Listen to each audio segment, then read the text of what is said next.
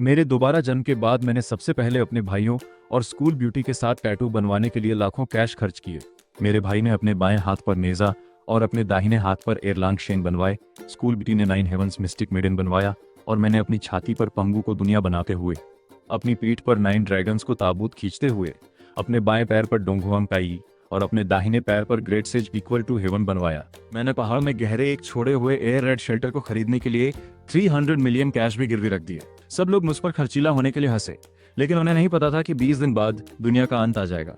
उस समय दुनिया भर के पौधे और जानवर बेतहाशा बदल जाएंगे। शांत पालतू जानवर खून के प्यासे जानवर बन जाएंगे, सड़क किनारे के पौधे मीट ग्राइंडर बन जाएंगे और इंसानियत तुरंत फूड चेन में ऊपर से नीचे गिर जाएगी। सिर्फ टैटू वाले ही असाधारण टोटेम पावर जगा सकते हैं। इस समय रेड मून में अभी ठीक 20 दिन बाकी थे।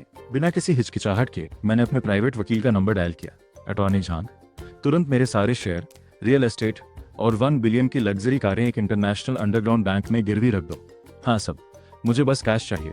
30% डिस्काउंट पर भी मुझे 24 घंटे के अंदर अपने अकाउंट में 300 मिलियन कैश चाहिए। फोन रखने के बाद मैंने जल्दी से 2 और नंबर डायल किए।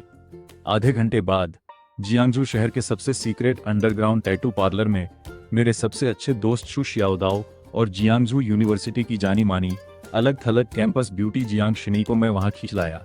वे बहुत हैरान लग रहे थे। भाई लाई, क्या तुम पागल हो? तुमने हमें यहाँ टैटू बनवाने के लिए अपनी सारी प्रॉपर्टी गिरवी रख दी। किनली, तुम क्या कर रही हो?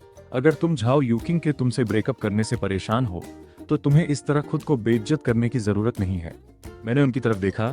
मेरी आवाज पहले से कहीं ज्यादा सीरियस थी। शिनई, शियाओदाओ, समझाने का टाइम नहीं है। अगर तुम्हें अभी मुझ पर भरोसा है तो आज मेरी बात सुनो। मेरी लगभग अनजानी सी सीरियस नजर देखकर दोनों ने आखिरकार दांत पीसकर सहमति में सिर हिलाया। मैं पार्लर में मौजूद हट्टे कट्टे टैटू आर्टिस्ट की तरफ मुड़ा और 1 मिलियन वाला बैंक कार्ड टेबल पर पटक दिया। मास्टर, मुझे एक बड़ा काम चाहिए। मैंने जू शियाओदाओ की तरफ इशारा किया। नेजा को मेरे भाई के बाएं हाथ के लिए और एरलांग शेन को उसके दाहिने हाथ के लिए ले लो। फिर मैंने जियांग शिनी की तरफ देखा और कहा, उसकी पूरी पीठ पर 9 हेवंस मिस्टिक मेडन टैटू बना दो। जियांग शिनी हैरान रह गई। उसकी साफ ठंडी आंखों में एक मुश्किल इमोशन चमक रहा था। मैंने उसकी तरफ देखा। मेरी आवाज थोड़ी धीमी हो गई। इस जन्म में मैं तुम्हें दोबारा मरने नहीं दूंगा। जियांग शिनी की पुतलियां थोड़ी सिकुड़ गईं। उसे नहीं पता था कि मेरा क्या मतलब है, लेकिन मुझे याद आया कि मेरे पिछले जन्म में जियांग शिनी को मुझे बचाने के लिए एक म्यूटेटेड स्पाइडर क्वीन की मान में घसीटा गया था। जब मैंने उसे पाया तो उसके पास सिर्फ आधी खून से सनी स्कूल यूनिफॉर्म बची थी। इस जन्म में मुझे उसकी रक्षा करनी होगी। मास्टर टैटू आर्टिस्ट की पलकें झपकी और उसने बैंक कार्ड ले लिया। हाँ, तुम्हारा क्या? मैंने अपनी शर्ट उतार दी जिससे मेरा मस्कुलर ऊपरी शरीर दिखने लगा और एक एक शब्द कहा। मैं चाहता हूं कि मेरी छाती पर पंगु दुनिया बना रहा हो, मेरी पीठ पर 9 ड्रैगन्स ताबूत खींच रहे हों, मेरे बाएं पैर पर डोंग हुआंग ताई हो और मेरे दाएं पैर पर Great Sage Equal to Heaven का टैटू हो। खट खट, टैटू आर्टिस्ट ने अपने हाथ से मशीन गिरा दी। मुझे ऐसे देख रहा था जैसे मैं पागल हूँ। बच्चे, तुम पागल हो गए हो क्या? पंगु की क्रिएशन मिथ पहले से ही एक मना किया हुआ भाग्य है और तुम 9 dragons pulling a spear tattoo बनवाना चाहते हो? यह कोई आम पौराणिक टोटम नहीं है। यह एक मना किया हुआ और बुरा टैटू है जो सारी जिंदगी खत्म कर देता है। मैंने मजाक उड़ाया। और पैसे? 1 मिलियन काफी नहीं है? मैं तुम्हें 10 मिलियन दूंगा। मैं चाहता हूं कि तुम खुद सुई का काम करो और दूसरे लोग मदद करें। ये 7 दिनों के अंदर खत्म हो जाना चाहिए। बूढ़े टैटू आर्टिस्ट का चेहरा बदल गया। मैंने अपनी जेब से एक लिस्ट निकाली और उसे टेबल पर फेंक दिया। Military grade fast healing gel, biomimetic repair patch, imported analgesic, anti infective drugs. मैंने सब कुछ तैयार कर लिया है, बस टैटू बनवा लो। इल्जाम में ले लूंगा। बूढ़ा टैटू आर्टिस्ट मुझे ध्यान से घूरता रहा। पूरे आधे मिनट तक चुप रहा। आखिर में वो टैटू मशीन उठाने के लिए नीचे झुका। उसकी आवाज भारी हो गई थी। एजेंट ने अपने माथे से ठंडा पसीना पोंछा, मेरी तरफ देखते हुए। जियांगजू का ये बदनाम खर्चीला आदमी जो न सिर्फ खरीदना चाहता था बल्कि रेनोवेट भी करना चाहता था। मैंने बड़े चाव से कॉन्ट्रैक्ट साइन किया और फिर अपने लिए देश की सबसे अच्छी सिक्योरिटी और कंस्ट्रक्शन टीम से कॉन्टैक्ट किया। मैं 10 दिनों के अंदर इस जगह को कयामत के किले में बदल दूंगा। एक ऐसी जगह जहां एक मक्खी भी अंदर नहीं जा सकेगी। 5 मीटर ऊंची मिलिट्री ग्रेड टाइटेनियम एलॉय की दीवारें, करोड़ों टन कैपेसिटी वाला एक ब्लास्ट प्रूफ गेट, एक top tier ecological recycling system और अंडरग्राउंड सील एनर्जी कोर, सब कुछ रिपेयर करके फिर से चालू किया जाएगा। मैं 100 मिलियन युआन कैश डालूंगा और 10 दिनों के अंदर सब कुछ डाल दूंगा। पैसे की कोई प्रॉब्लम नहीं है। मैं 24/7 3 गुना सैलरी दूंगा। मेरे हर ऑर्डर के साथ जियांगजू शहर की पूरी कंस्ट्रक्शन इंडस्ट्री में हंगामा मच जाता है। इस समय मैं शर्टलेस हूँ, अंडरग्राउंड टैटू पार्लर में घोस्ट एक्स टैटू स्टूडियो के सबसे गहरे प्राइवेट कमरे में बैठा हूँ। दीवारों पर हल्की पीली रोशनी चमक रही है जो अलग अलग अजीब टोटेम सैंपल से ढकी हुई है। हवा में डिसइंफेक्टेंट और टैटूइंग की मिलीजुली महक है।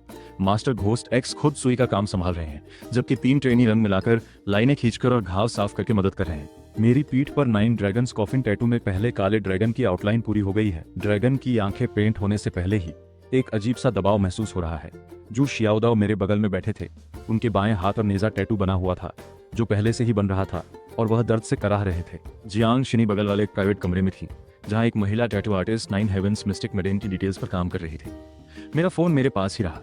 उसकी स्क्रीन पर लगातार वकीलों, एजेंट्स, कंस्ट्रक्शन टीमों और सप्लायर्स के मैसेज आ रहे थे। मैं अपनी स्किन में चुभती सुइयों के भयानक दर्द को सह रही थी और दूर से कमांड दे रही थी। ब्लैक मार्केट बेस का रेनोवेशन भी साथ साथ चल रहा था। न तो टैटू बनवाने में और न ही कयामत के किले को टाला जा सकता था। मैंने यूं ही अपना फोन स्वाइप किया और एक नोटिफिकेशन आया। शॉकिंग। किनली, एक अमीर परिवार के वारिस ने अपनी सारी प्रॉपर्टी बेचकर गहरे पहाड़ों में खाली बिल्डिंग खरीद ली। जू रुई कैमरे में जोश से चिल्लाया। परिवार में कौन समझेगा। किनली ने न सिर्फ उस दूर पहाड़ी गुफा में पैसा लगाया, बल्कि मैंने सुना है कि उसने बड़े सुपरमार्केट से पोर्क और चावल ऑर्डर करने में 100 मिलियन युआन से ज्यादा खर्च किए और अपनी बाकी जिंदगी वहीं रहने का प्लान बना रहा है। हा हा हा। लाइव स्ट्रीम चैट तुरंत शुरू हो गई। हे भगवान, गरीबी मेरी सोच को लिमिट कर देती है। क्या सभी अमीर लोग अपने समय से इतने आगे होते हैं? जियांग शिनेई हमारी देवी है और वह असल में उसके साथ एक एयर रेड शेल्टर में रहने चली गई थी। Case close. किनली पक्का पागल हो गया है। मेरा सुझाव है कि उसे सीधे मेंटल हॉस्पिटल भेज दिया जाए। ऑनलाइन इतने ज्यादा मजाक और बेइज्जती देखकर जू शियाओ गुस्से से कांप उठा। भाई लाई, वो कमीना जू रुई ऑनलाइन मुसीबत खड़ी कर रहा है और तुम्हें साइबर बुली कर रहा है। मैं उससे हिसाब बराबर करने जा रहा हूँ। उसकी चिंता मत करो। स्क्रीन पर जू रुई का घमंडी चेहरा देखकर मुझे अपनी स्किन में सुई चुभने जैसा दर्द महसूस हुआ। मेरी आंखें शांत हो गईं। वे अभी जितना ऊंचा कूदेंगे बाद में उतना ही रोएंगे। शियाओदाओ, सप्लाई काफिले पर नजर रखना। हमारा कयामत का किला कोई गलती नहीं कर सकता। मेरे दोबारा जन्म को 7 दिन हो गए हैं। इन 7 दिनों में मैं मुश्किल से ही इस अंडरग्राउंड कमरे से बाहर निकला हूँ। मास्टर गुईफू और उनके 3 अप्रेंटिस बारी बारी से दिन में लाइनें बनाते, रात में रंग भरते और सुबह टैटू ठीक करते रहे हैं। काम जल्दी करने के लिए मैंने किसी से ब्लैक मार्केट से military grade quick healing gel और बायोनिक रिपेयर पैच भी खरीदवाए। हर बार जब कोई टोटेम पूरा होता था तो घाव को तुरंत जल्दी ठीक होने वाले जेल से सील कर दिया जाता था। नहीं तो मेरी स्किन इतनी तेजी से बहुत पहले ही जवाब दे चुकी होती।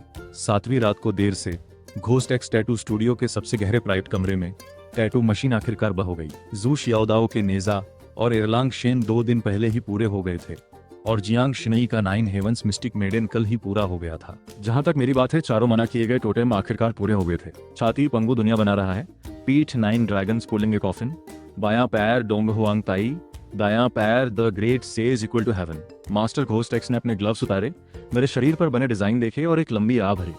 हो गया। यंग मास्टर किन, मैंने अपनी पूरी जिंदगी टैटू बनवाए हैं और मैंने कभी इतना बड़ा काम नहीं किया। पंगु दुनिया बना रहा है, 9 ड्रैगन ताबूत खींच रहे हैं, डोंगवोंग ताई स्वर्ग के बराबर महान संत। बाकी सब बातों को एक तरफ रख दें तो पूरे जियांगजू टैटू सर्कल में कोई भी यह कहने की हिम्मत नहीं करता कि वे घोस्ट एक्स टैटू स्टूडियो से बेहतर हैं।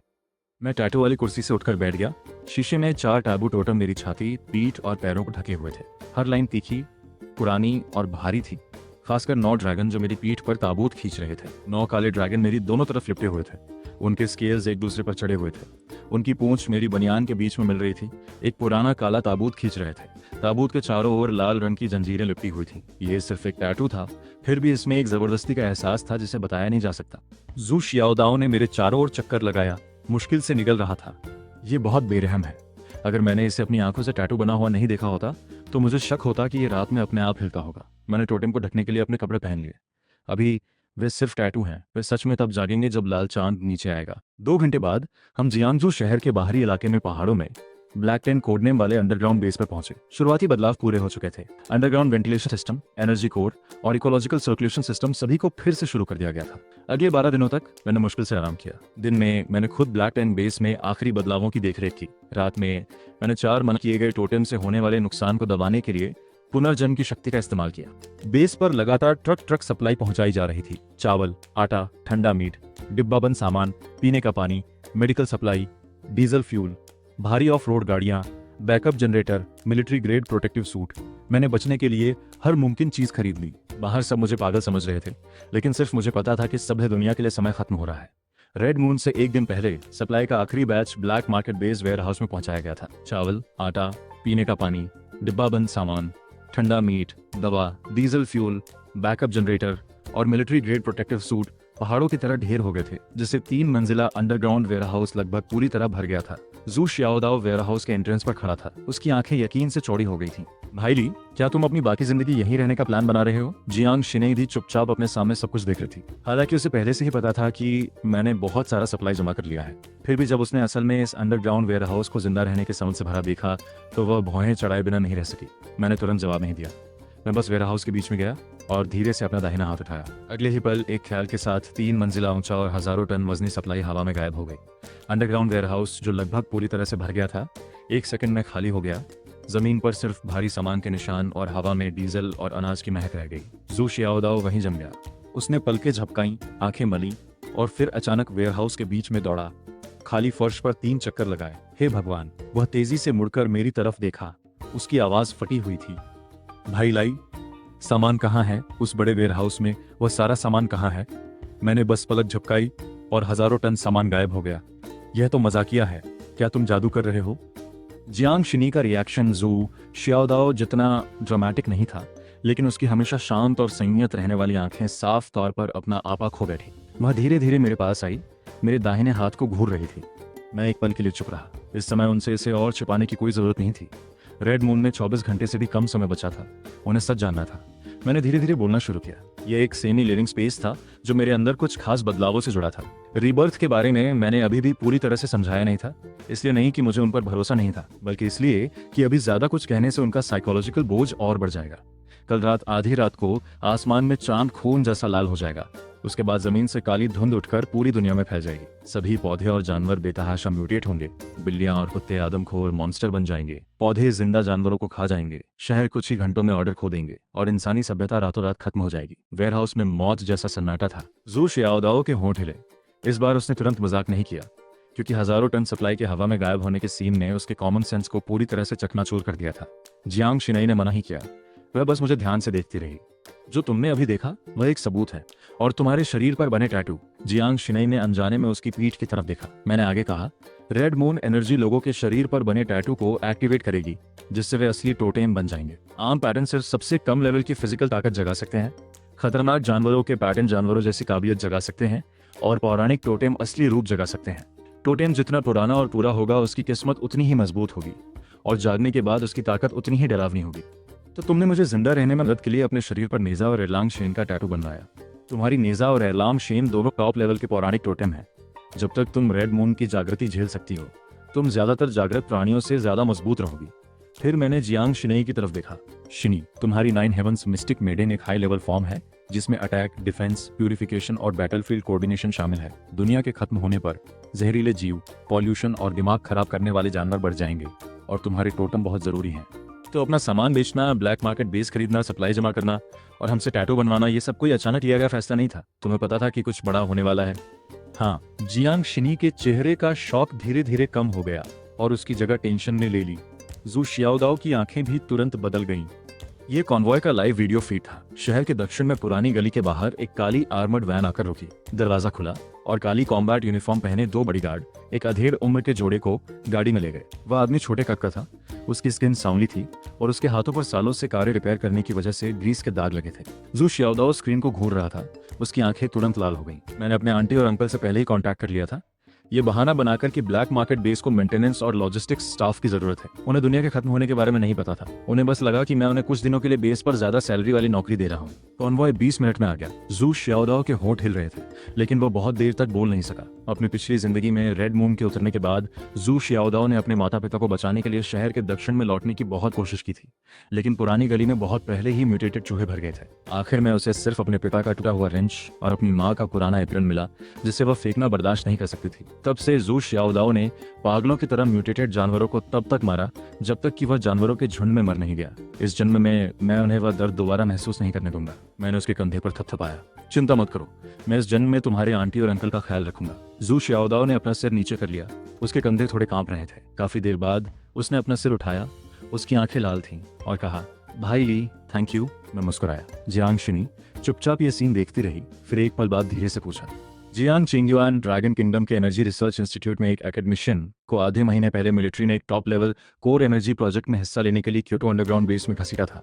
ये अभी ड्रैगन किंगडम की सबसे सुरक्षित जगहों में से एक है। और तुम्हारी माँ की बात, मैं रुका। जियांग शनी की माँ सालों पहले गुजर गई थी। उनके दिल में एक जख्म था। उन्होंने आगे जोर नहीं दिया, बस धीरे से सिर हिलाया। मैंने उन दोनों को देखा, मेरी आवाज़ सीरियस हो गई। अब से ब्लैक मार्केट बेस पूरी तरह से सील है। बेस से बाहर मत जाना। शू शियाओदाओ ने गहरी सांस ली और सिर हिलाया। जियांग शनी ने भी धीरे से अपनी पीठ पर 9 हेवंस मिस्टिक मेडन टैटू बनवाया। मैंने बेस के बाहर रात को देखा, सब कुछ तैयार था, बस आखिरी धक्का देना था। अगली सुबह ब्लैक मार्केट बेस का अंडरग्राउंड लिविंग लिया। शू शियाओदाओ के माता पिता को सबसे सुरक्षित लिविंग पॉड में रखा गया था। जू जियांगो, जो एक पुराने सैनिक थे, उन्हें पता नहीं था कि क्या होने वाला है, लेकिन ब्लैक मार्केट बेस की सुरक्षा देखकर उन्हें तुरंत अंदाजा हो गया कि कुछ गड़बड़ है।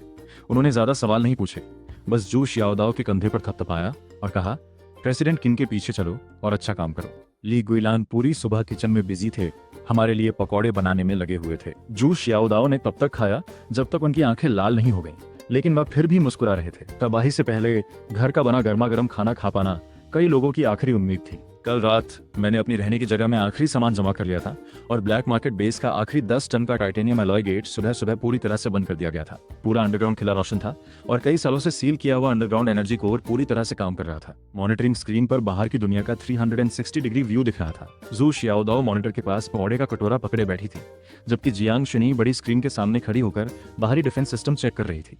उसके शरीर पर बना 9 हेवंस मिस्टिक मेडन टैटू पूरी तरह से ठीक हो गया है और उसके शांत स्वभाव में अब एक जबरदस्त तेजी है।